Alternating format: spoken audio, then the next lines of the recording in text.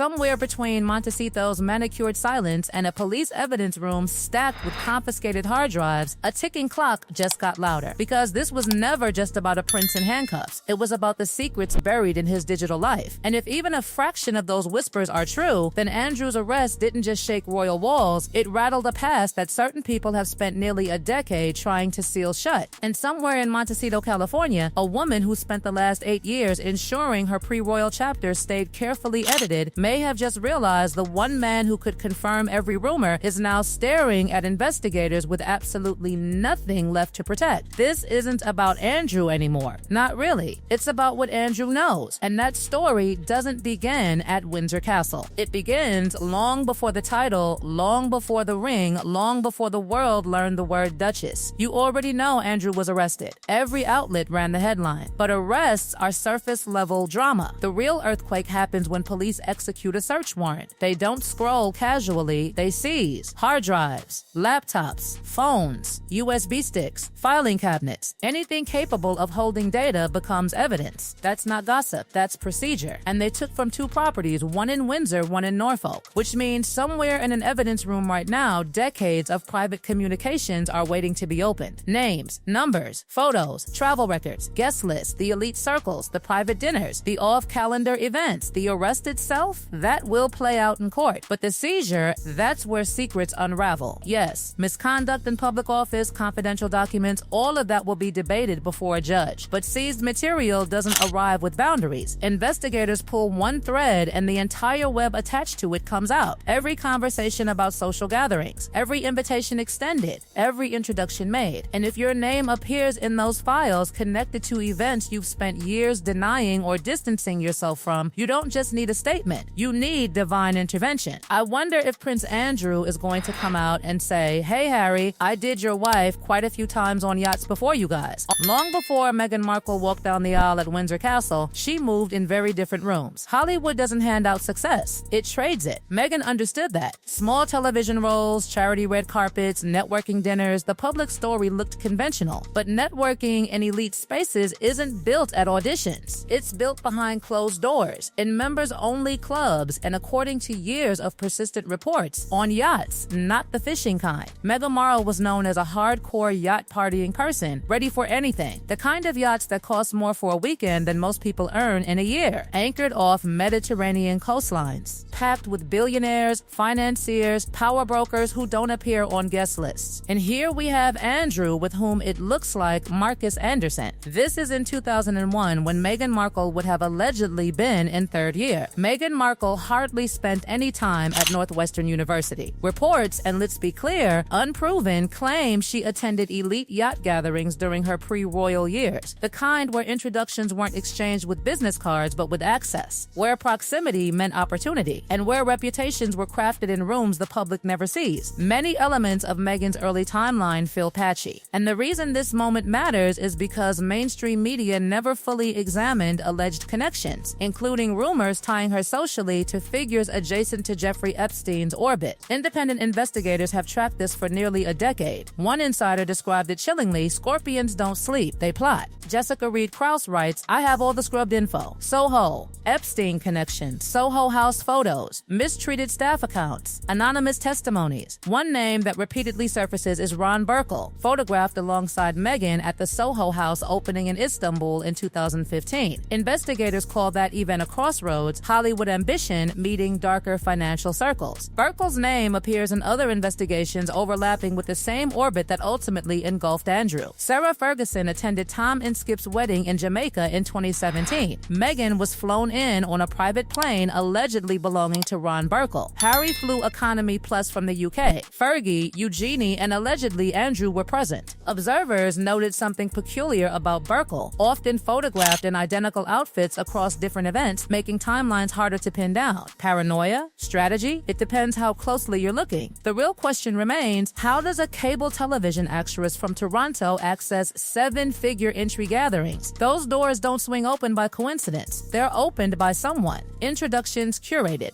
access arranged. One investigator studying these patterns suggested Meghan wasn't just attending, she was being placed. Whether those introductions overlap with Andrew's social network remains unproven, but the repetition of names, places, and dates makes coincidence a thin explanation. And here's the uncomfortable silence. If journalists have been building this puzzle for years, why hasn't it dominated headlines? There was one woman who tried to force accountability, Virginia Giuffre, the woman whose lawsuit pushed Andrew into a reported $12 million settlement. In 2025, at 41, she passed away. After Andrew's arrest, her family released a statement expressing relief, thanking police for proving no one is above the law. The mic drop moment came when it resurfaced that Virginia's lawyer, David Boies, once publicly considered deposing Meghan Markle in the civil case. In December 2021, he told the Daily Beast his team weighed calling her as a witness. She lived in the U.S., jurisdiction was simple, and she had proximity to Andrew through marriage. He described her as a close associate. That phrase slipped by almost unnoticed. Close associate. The case settled before depositions occurred. The question evaporated. When a lawyer in one of the most explosive royal scandals in modern history names you as a potential witness and the world barely reacts, that's not ordinary. The silence speaks. The Yacht girl, oh my God. Ghislaine Maxwell spoke. She said so. Virginia Roberts spoke. They both talked about Meghan Markle, but the world chose to ignore it. Investigators began mapping Meghan's pre-royal connections nearly 8 years ago when she entered public life beside Harry. Travel timelines cross-referenced, social media scrubbed, private forum photographs archived, guest lists quietly saved. The phrase yacht girl isn't just about parties. It implies a role, introductions, access, compensation. None of it proven,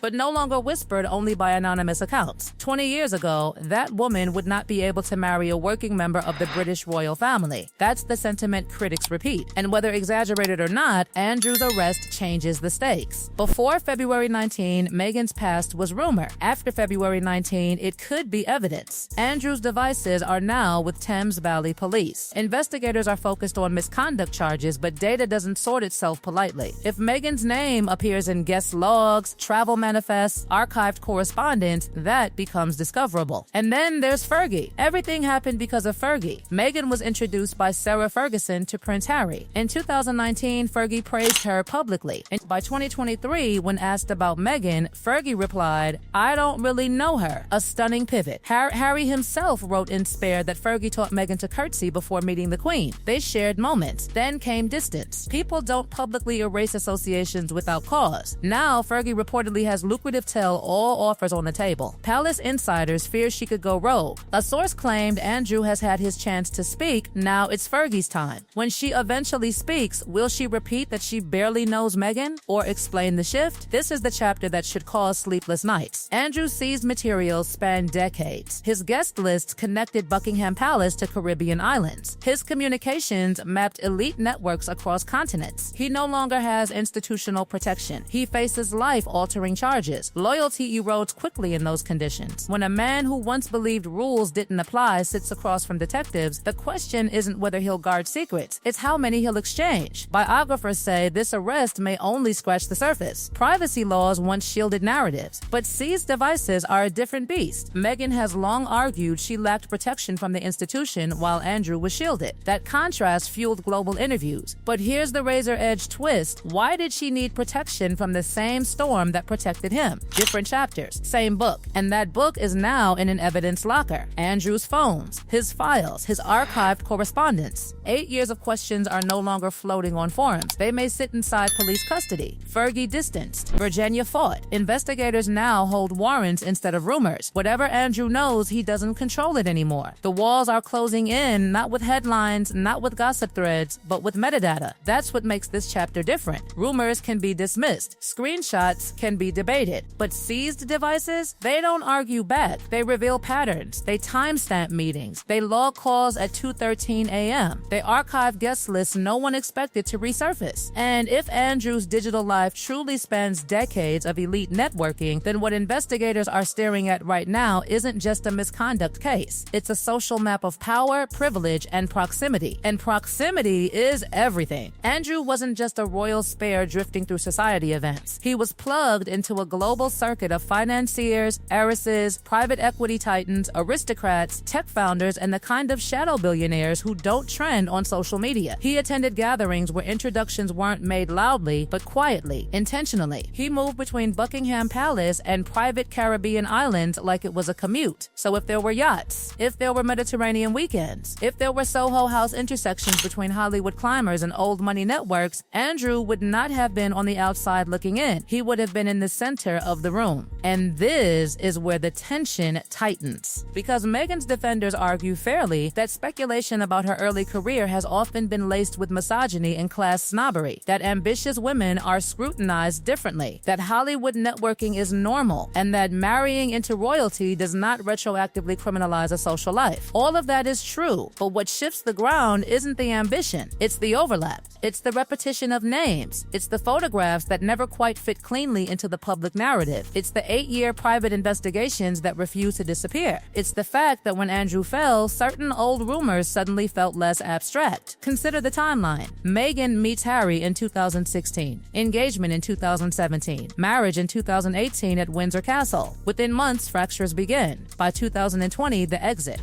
By 2021, the Oprah interview detonates the institution publicly. Throughout it all, Andrew remains a dark shadow hovering over the monarchy's reputation, a liability, a scandal waiting to combust. Meghan repeatedly referenced double standards, that Andrew was protected while she was sacrificed to tabloids. The public sympathized. The contrast felt obvious. But what if the protection wasn't just about status? What if it was about shared exposure? That's the unspoken suspicion floating through private investigative circles. Not that Meghan and Andrew were allies, not that they were friends, but that their social ecosystems brushed against each other long before Harry entered the picture. And ecosystems matter because elite circles are smaller than they appear. The same yachts, the same charity galas, the same investment dinners, the same Soho House rooftops, the same Caribbean holiday guest lists. Power recycles faces. And here's the detail that keeps resurfacing like a cork that refuses to sink: the word associate. David Boies didn't call Meghan a distant relative by marriage.